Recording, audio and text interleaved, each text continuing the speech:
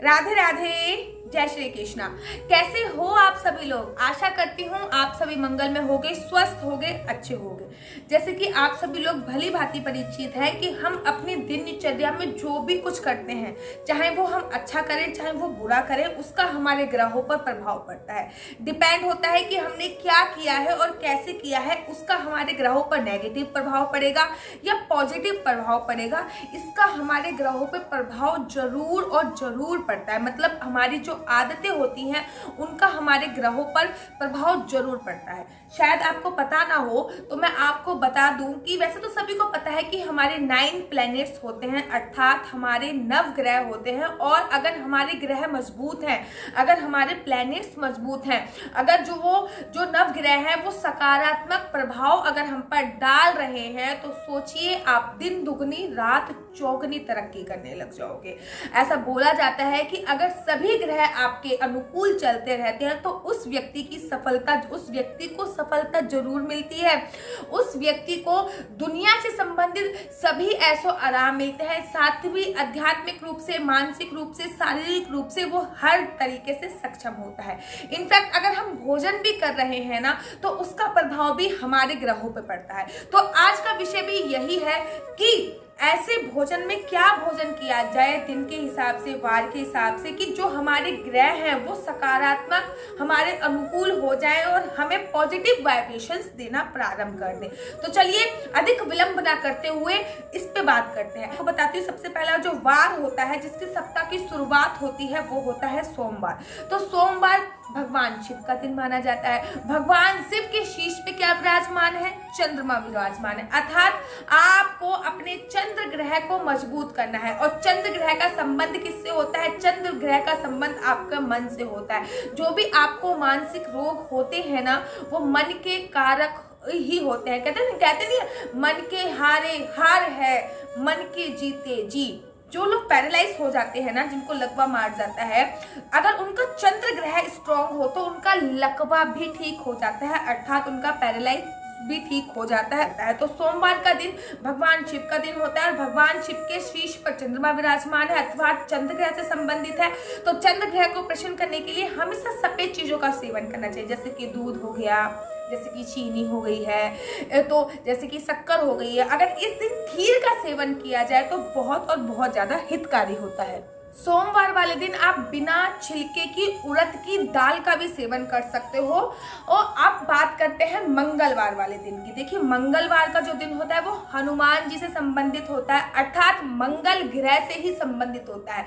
और अगर मंगल ग्रह आपका प्रसन्न है, एक बात आपको, एक कॉन्सेप्ट आपको क्लियर कर दूं कि जो इस साल का राजा है वो भी मंगल है। मतलब इस साल जो राष्ट्रपति है वो भी मंगल है, अर्थात ग्रहों में इस साल का जो राजा है वो मंगल है, अर्थात राष्ट्रपति भी मंगल है और प्रधानमंत्री भी इस साल का जो है वो मंगल है।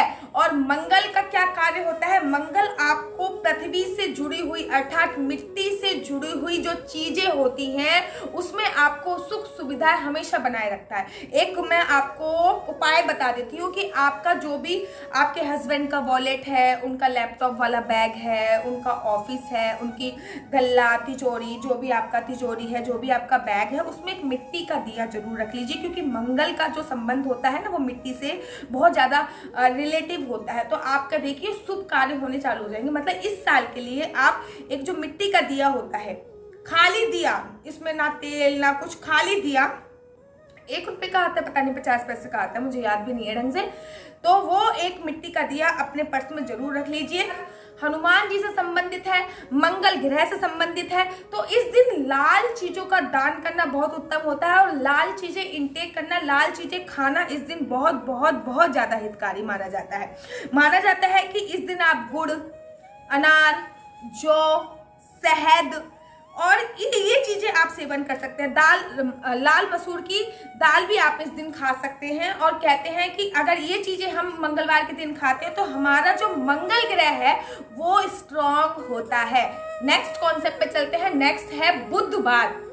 प्रतीत हो रहा है ना, बुध अर्थात भगवान गणेश का दिन है और बुध ग्रह से संबंधित है। अच्छा, बुध ग्रह क्या करता है?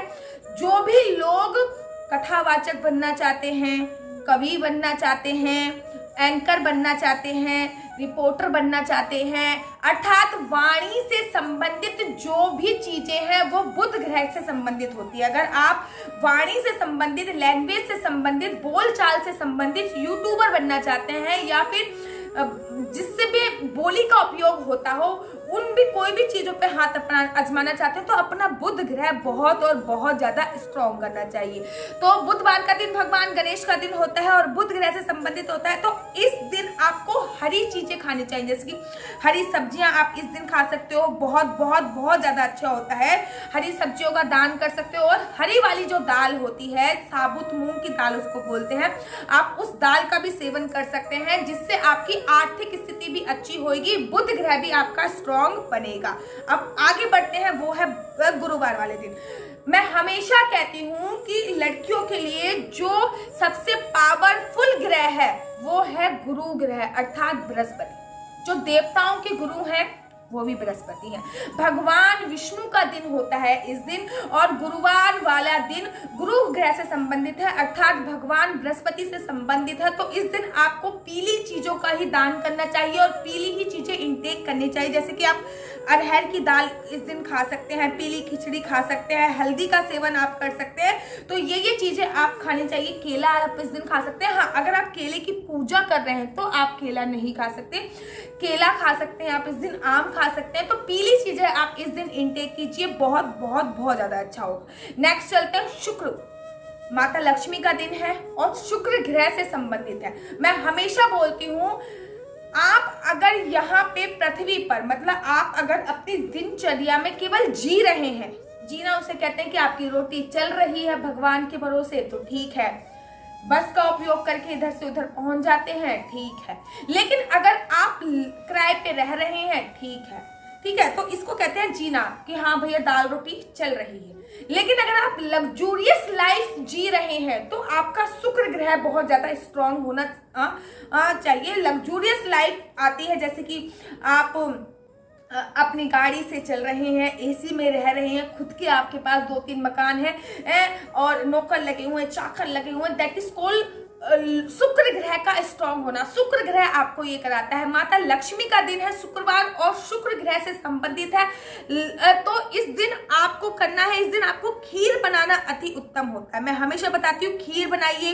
लाल वाली दाल आप इस दिन बना सकते हैं, चीनी, मिश्री, मूली और सफेद सलगम, खीर का सेवन करना चाहिए इस दिन। इस दिन आपका आर्थिक रूप से जो होगा, माता लक्ष्मी को आप खीर का भोग लगाइए, माता लक्ष्मी को आप गुलाब के फूल का, कोई भी लाल फूल का भोग लगाइए और ये चीजें खाइए। इससे आपकी आर्थिक स्थिति तो सुधरेगी ही सुधरेगी, साथ ही के साथ आपका शुक्र ग्रह भी स्ट्रांग होगा और माँ लक्ष्मी की कृपा आप पर हमेशा बनी रहेगी।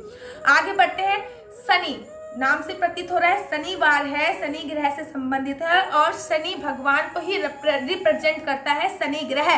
तो शनिवार वाले दिन आपको काले तिल किसी भी फॉर्म में आप खा सकते हो, थोड़ी सी काली वाली दाल में मिला के खा सकते हो। काली वाली दाल मतलब उड़द की जो दाल होती है उसकी खिचड़ी आप खा सकते हो। काली मिर्च का उपयोग कीजिए, तेज पत्ता, काला नमक इस दिन आप अगर आप खाएंगे तो आपका जो शनि ग्रह है वो बहुत ज्यादा स्ट्रांग होएगा। आप इस दिन जो भी खाना बनाए उसमें आप ब्लैक नमक डालिए और काले नमक के साथ साथ आप सरसों के तेल में ही इस दिन खाना बनाइए। शुक्रवार वाले दिन आप घी में खाना बनाइए और घी नहीं हो तो भैया कुछ भी बना सकते हैं, ठीक है। और शनिवार वाले दिन आप सरसों के तेल में खाना बनाइए, बहुत बहुत अति और अति उत्तम होता है। अब लास्ट है रविवार। सूर्य भगवान को रिप्रेजेंट करता है रविवार। सूर्य भगवान, मैं हमेशा बोलती हूँ कि सूर्य भगवान हमें जो नाम है, दौलत है, शोहरत, अगर किसी को पॉलिटिक्स में जाना है और नाम पाना है, फेम पाना है, तो अपने सूर्य भगवान को स्ट्रॉन्ग करना चालू कर दो भाई साहब। अगर सूर्य ग्रह आपका स्ट्रॉन्ग है तो आपको कोई भी हरा नहीं सकता है। तो इस दिन आप चने की दाल खा सकते हैं, मूंग की दाल भी खा सकते हैं। हाँ, इस दिन आपको नमक नहीं खाना, केवल रविवार वाले दिन आप नमक का त्याग कर दीजिए। अगर आप नमक का त्याग रविवार वाले दिन कर देते हो तो आपका इससे सूर्य ग्रह स्ट्रॉन्ग होना चालू हो जाएगा और साथ ही के साथ रविवार के दिन आपको चाहे किसी दिन सूर्य भगवान से, तो मैं हमेशा कहती हूँ कि सातों दिन आपको सूर्य भगवान पर अर्घ देना चाहिए, जल चढ़ाना चाहिए। अगर लोग नहीं जानते तो जल चढ़ाना चाहिए। और जल आपको हमारे पंचदेव है 5 बार ऐसे करके 5 बार चढ़ाना चाहिए। और लास्ट में दोनों हाथ ऐसे करके, सूर्य भगवान को प्रणाम ऐसे नहीं होता है, सूर्य भगवान को प्रणाम हमेशा ऐसे होता है, ठीक है ना।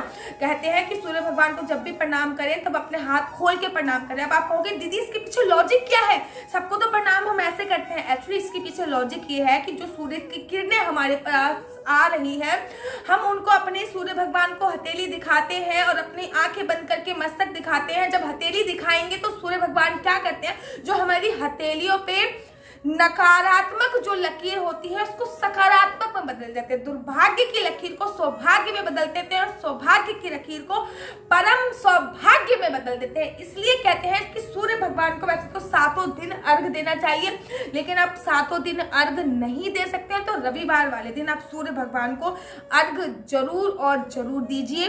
और साथ ही के साथ कुछ क्षण आप सूर्य भगवान को देखिए जरूर, ठीक है ना। सुबह 8 बजे से पूर्व सूर्य भगवान को देखना बहुत ज्यादा बेटर होता है, आपकी आई साइट भी ठीक होती है। सुबह सूर्य देखना, रात को चांद देखना। मान लीजिए सूर्य देखने से शारीरिक बीमारी दूर होती है और चांद को देखने से मानसिक बीमारी दूर होती है। अगर आप इस पे भी लंबी चौड़ी वीडियो बनाना चाहते हैं तो मैं बता सकती हूँ कि इन दोनों को देखने से फायदा क्या होता है और कैसे होता है, मैं कभी और किसी और वीडियो में बनाऊंगी। वैसे भी वीडियो ये 12 मिनट से भी ज्यादा की हो गई है, तो आज की वीडियो मैं यहीं पे समाप्त करती हूँ। अगर आपको मेरी वीडियो पसंद आती है तो आप अपना YouTube चैनल हरि बोल को लाइक शेयर सब्सक्राइब करना बिल्कुल भी मत भूलिए। और तब तक के लिए मुझे दीजिए इजाजत। राधे राधे, जय श्री कृष्णा, हरि बोल।